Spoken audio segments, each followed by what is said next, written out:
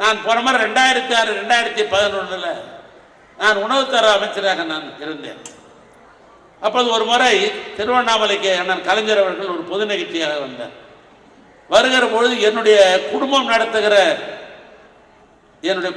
நடத்துகிற அறக்கட்டளை மூலமாக நடத்துகிற கல்வி நிறுவனங்கள், அது எனக்கு சம்பந்தம் இல்லை, நான் மறுபடியும் அழைத்து சொல்லிடுறேன். அது எனக்கு ஒன்றும் சம்பந்தமே கிடையாது. அதில் என் குடும்பம் நடத்துகிற அறக்கட்டளை இருக்கிற அந்த கல்லூரி வளாகத்தில் அங்கே இருக்கிற ஓய்வு மாளிகையிலே, பயணியர் மாளிகையிலே கலைஞர் அவர்கள் தங்கினார். மறுநாள் காலையில் வாக்கிங் போட்டு என்னை யதார்த்தமாக கேட்டார், இந்த கல்லூரியில் எவ்வளோ பேர் படிக்கிறாங்கன்னு. ஒரு 20,000 பேர் படிக்கிறாங்க. எவ்வளோ பேர் ஹாஸ்டலில் தங்கி இருக்கிறாங்கன்னு. 13,000 பேர் ஹாஸ்டலில் தங்கி இருக்கிறாங்கன்னு. எத்தனை உணவு கூட மெஸ் இருக்குதுன்னு கேட்டார். 5 மெஸ் இருக்குதுன்னு.